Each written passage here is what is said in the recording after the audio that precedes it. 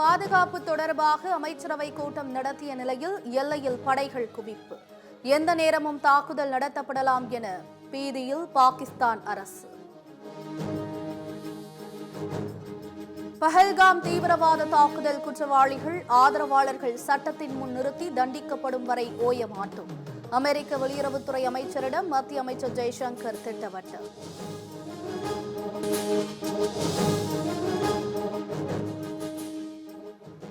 பஹல்காம் பகுதியில் தேசிய புலனாய்வு முகமையின் தலைமை இயக்குனர் ஆய்வு.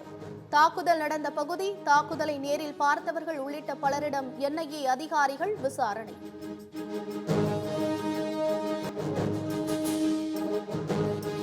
உழைப்பாளர் தினத்தை முன்னிட்டு சென்னை மேதின பூங்காவில் முதலமைச்சர் ஸ்டாலின் வருகை. மேதின நினைவு சின்னத்திற்கு மலர் வளையம் வைத்து மரியாதை.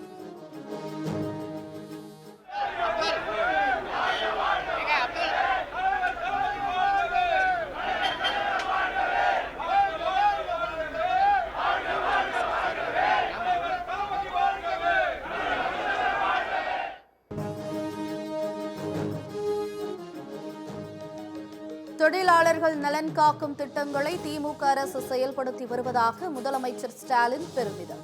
திமுக ஆட்சியில் 28 லட்சம் அமைப்பு சாரா தொழிலாளர்களுக்கு 2461 கோடி நிதி வழங்கப்பட்டுள்ளதாக பேச்சு. சென்னையின் மேற்கு மண்டலத்தில் பாதுகாப்பை அதிகரிக்க காவல்துறை உத்தரவு.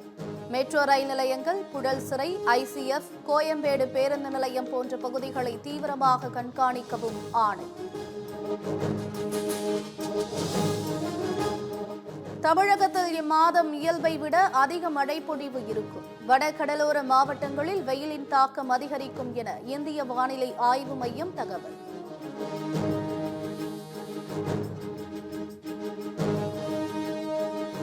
வெயிலின் தாக்கத்தை பொறுத்து பள்ளிகள் திறப்பு குறித்து உரிய நேரத்தில் முடிவு. பள்ளிக் கல்வித்துறை அமைச்சர் அன்பில் மகேஷ் பேட்டி.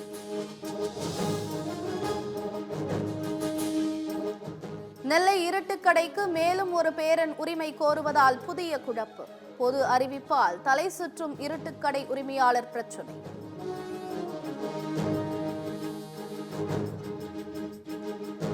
சென்னையில் ஆபரண தங்கத்தின் விலை சவரனுக்கு 1640 ரூபாய் சரிவு. 1 கிராம் 8775 ரூபாய்க்கும், சவரன் ஒன்று 70200 ரூபாய்க்கும் விற்பனை.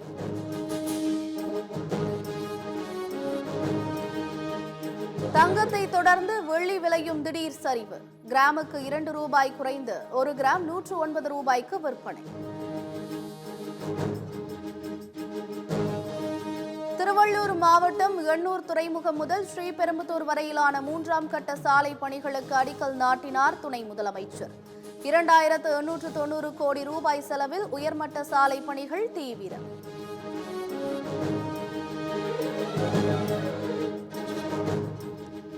கடலூர் மாவட்டம் திட்டக்குடி அருகே ஓடும் பேருந்திலிருந்து கழன்று ஓடிய அரசு பேருந்தின் முன் சக்கரம். ஓட்டுநரின் சாமர்த்தியத்தால் 50க்கும் மேற்பட்ட பயணிகள் காயமின்றி தப்பினர்.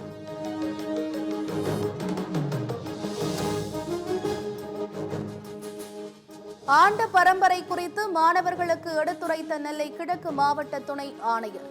சொந்த முயற்சியே ஆண்ட பரம்பரையாக கருதப்படும் என மாணவர்களுக்கு அறிவுரை. திரும்ப திரும்ப சொல்லிக்கிட்டே இருப்பான், நாங்கள்லாம் ஆண்ட பரம்பரை அப்படின்னு. ஆண்ட பரம்பரைலாம் எதுவுமே கிடையாது. ஆண்ட பரம்பரைலாம் காணாமல் போயிட்டான். யார் இன்னைக்கு படித்து பதவியில் போய் உட்காடுறாங்களோ அவன் தான் ஆண்ட பரம்பரை.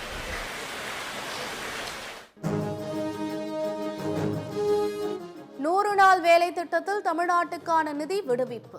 2999 கோடியை விடுவித்தது மத்திய அரசு.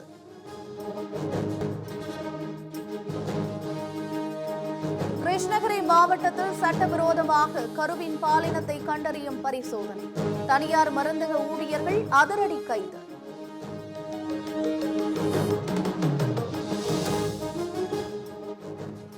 உதகையில் கேரட் விலை கடும் சரிவால் நீரோடைகளில் கொட்டிச் செல்லும் விவசாயிகள். உணவுக்காக வரும் காட்டு மாடுகளுக்கு இரையான கேரட்.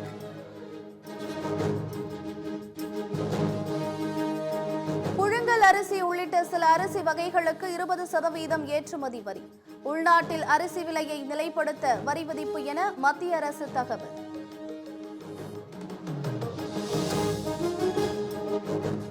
தென்காசி மாவட்டம் புளியங்குடி பகுதியில் 1 கிலோ எலுமிச்சை 80 முதல் 120 ரூபாய் வரை விற்பனை. கோடை வெயில் தாக்கத்தால் மவுசு காட்டும் எலுமிச்சை.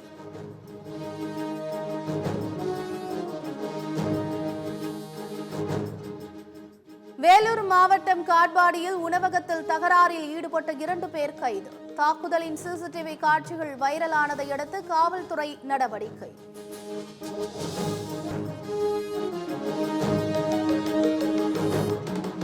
எதிர்காலத்தில் டெவால் பிரேவிஸ் மிகப்பெரிய சொத்தாக இருப்பார்.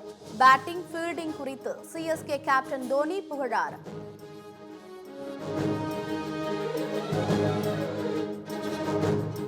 ஐபிஎல் தொடரின் இன்றைய போட்டியில் மும்பை, ராஜஸ்தான் அணிகள் பல பரீட்சை.